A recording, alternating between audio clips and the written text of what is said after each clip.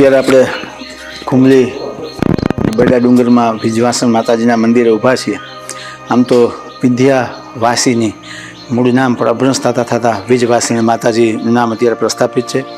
ભગવાન કૃષ્ણના જન્મ વખતે માતા યશોદાના કુખે જે શક્તિ સ્વરૂપમાં પ્રગટ થઈ અને જે વિજવાસણ માતાજીએ કંસને પણ આકાશવાણી કરીને ચેત્યું હતું એવા વિજયવાસણ માતાજી છે એ સમગ્ર આહિર સમાજ માટે તો સ્વાભાવિક રીતે આદરનું આસ્થાનું કેન્દ્ર જ છે. પણ જેઠવા દરબારોના કુળદેવી, રાવલિયા અટકના આહિરો અને અન્ય તમામ જ્ઞાતિના કુળદેવી વિજયવાસણ માતાજીનું મંદિર અહીંયા ખૂબ સુંદર છે. આમ તો આભાપરા ડુંગર ઉપર વિજયવાસણ માતાજીનું સ્થાનક છે, પરંતુ એક લોકવાયકા એવી છે, તથ્યો ઇતિહાસ અને લોકવાયકા વચ્ચે થોડો ફરક હોય છે. લોકવાયકા એવી છે કે જેઠવા રાણીને દર્શન માટે ત્યાં જવું પડતું અને ઉંમર થતાં એમણે પછી ત્યાં જવામાં શ્રમ ના પડે એટલે માતાજીનું અહીંયા સ્થાપન કર્યું. એટલે લગભગ 11મી સદી 12મી સદીમાં અહીંયા એનું સ્થાપન થયું હશે એવી એક લોકવાયકા છે. બાજુમાં સૂર્યેશ્વર મહાદેવનું મંદિર છે. એ આપણા પ્રસિદ્ધ નાનજી કાલિદાસ ઉદ્યોગપતિ પોરબંદરના અને આફ્રિકામાં જેમનો ધંધો છે એમના દીકરી સવિતા દીદીએ અહીંયા કર્યું છે. અહીંયા સુંદર રીતે સેવા પૂજાનો ક્રમ બરાબર ચાલે છે. સરસ ડેવલપ થયેલું આ મંદિર છે અને લગભગ 101 પગથિયા ચડી અને આપણે ઉપર માતાજીના દર્શન માટે આવવું પડે. પરંતુ પ્રકૃતિની ગોદમાં આ જે વિજયવાસણ માતાજીનું મંદિર છે એ આપણને બધાને આધ્યાત્મિક ઉર્જા પૂરી પાડે છે અને નૈસર્ગિક વાતાવરણની અંદર આપણને કુદરતી તત્વનો અહેસાસ છે એ વિજયવાસણ માતાજીના મંદિરમાં ચોક્કસ થાય છે. તો મેરામણભાઈ, આપણે ઘણી જગ્યાની મુલાકાત લીધી, પણ આ એક નાનકડી એવી જગ્યા છે, વિંજવાસણી માનું મંદિર છે. તો અહીંયા નાનકડી એવી જગ્યા છે પણ બહુ શાંતિ છે અહીંયા. તો આના માટે તમે શું કઈ બે શબ્દ કહેવા માગશો? અહીંયા એટલા માટે શાંતિનો આપણને અનુભવ થાય છે. ખાસ કરીને અહીંયા વિજયવાસણ માતાજીનું મંદિર અને સૂર્યેશ્વર મહાદેવનું મંદિર બંને જગ્યામાં ખૂબ લાંબા વર્ષોથી, એટલે કે લગભગ મેં કીધું માતાજી અહીંયા એમની રબારી પરિવાર છે 8મી પેઢીથી આ સેવા પૂજા કરે છે. ખૂબ એનો સ્વભાવ સારો. બીજું અહીંયા આ કુળદેવી છે એ જેઠવા દરબારના કુળદેવી છે, આહિર સમાજ, રાવલિયા પરિવારના કુળદેવી, મેયર સમાજ, લગભગ બધા સમાજના કુળદેવી વિજયવાસણ માતાજી છે. અહીંયા તમને એક શુભન સમન્વય એ જોવા મળે છે કે આ બધા જે માતાજીના ગોઠીઓ છે એ લોકો બધા સાથે મળી અને નાની બધી સેવા કરીને સરસ રીતે અહીંયા નીચે સીસી બ્લોક નાખ્યા છે, ઉપર સરસ પતરાઓનો ડોમ કરેલો છે, સરસ ચોખ્ખાઈ છે. અહીંયા પાણીની વ્યવસ્થા પૂજારી પરિવારે સરસ કરી છે. કોઈ કાચો સામાન લઈને આવે તો અહીંયા રાંધીને જમી શકે એવી વ્યવસ્થા છે. કોઈ હાથ પગ મોઢું ધોવું હોય, ફ્રેશ થવું હોય તો એ થઈ શકે. એટલે બહુ સહજ અને બહુ ઇઝી રીતે તમને આવકાર મળે છે. એટલે સ્વાભાવિક સંજોગોમાં આપણને અહેસાસ થાય, શાંતિ મળે અને સારું વાતાવરણ અહીંયા માતાજીના સાનિધ્યમાં છે. એટલે ખાસ તો બસ જે હું જે કહેવા માગું છું, પ્રવાસનનો જે વિષય છે એ આ ટાઈપનો હોય છે. એટલે જો અહીંયા આપણને થોડી વ્યવસ્થાઓ બની છે તો મને સીધો અહેસાસ થયો કે અહીંયા આપણને બરાબર ગયું એમ. એટલે આવી જ વ્યવસ્થાઓ જો બધી જગ્યાએ સાથે મળીને થાય અને આમ જોવું તો લોક ભાગીદારીનું આ ઉત્કૃષ્ટ ઉદાહરણ છે કે અહીંયા કોઈ સરકારી વ્યવસ્થા નથી, કોઈ ટ્રસ્ટ નથી, પણ છતાં માતાજીના જે ગોઠીઓ છે એ બધા સાથે મળી અને ક્યાંય યથાયોગ્ય કોઈ એમાં વધારા ઓછાનું કાંઈ મહત્ત્વ નથી. જેની શક્તિ ઓછી છે ઓછો આપતા હશે, થોડી કેપેસિટી વધારે છે વધારે આપતા હશે, પણ બધા સાથે મળીને જે રીતે ડેવલપ કર્યું છે ને એ ખરેખર આપણને જોઈને આનંદ થાય. એટલે કોઈ પણ લોકો અહીંયા દર્શન માટે માતાજીને આવતા હોય તો ખૂબ સારું સ્થળ.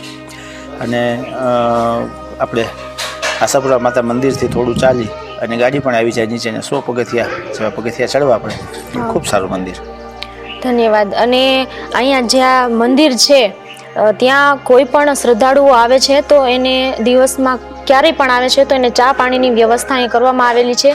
કોઈ પણને ચા પાણી વગર જવા નથી દેતા. બધા લોકો જમે છે, છતાં પણ ચોખ્ખાઈ એટલી જ છે. તો બીજા પણ આપણે ઘણી જગ્યાએ મુલાકાત લીધી તો ત્યાં પણ એવી સ્વચ્છતાનું કંઈક કરવું જોઈએ ખરા? હા, સ્વચ્છતા તો છે ને એ આપણો નરેન્દ્રભાઈ આપણને સમગ્ર દેશને શીખવું છે. એ સ્વભાવમાં બનવું જોઈએ.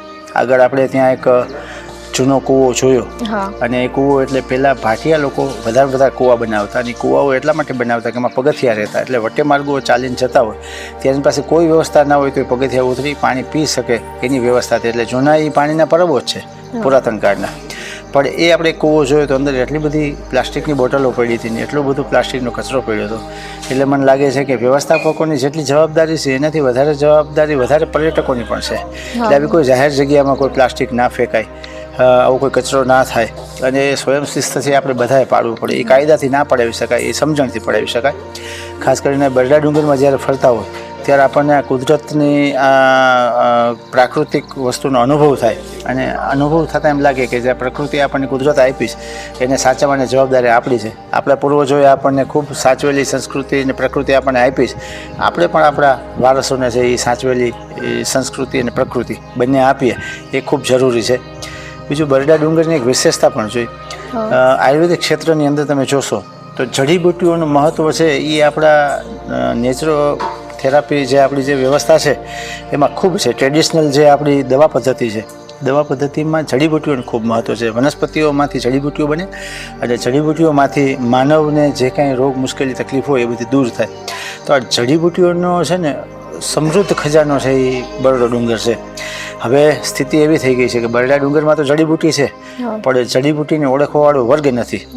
એટલે હવે મને લાગે છે કે કોઈને કોઈ સંસ્થાના માધ્યમથી, કોઈ આગેવાનો માધ્યમથી અથવા તો સરકારના કોઈ પ્રયાસોથી પણ આપણે એ દિશામાં કામ કરવું પડશે કે આ જે જડીબુટ્ટીઓ જે અહીંયા બરડા ડુંગરની અંદર થાય છે એ જડીબુટ્ટીઓને ઓળખી અને માનવ જીવનના ઉત્કર્ષ માટે થઈને જડીબુટ્ટીઓ એ વેલાઓ, એ પાંદડાઓ, એ ફળો કેમ ઉપયોગ કરાય એ માટે પણ કોઈ તજજ્ઞ લોકો હવે એમાં પારંગત બને એ ખૂબ જરૂર છે.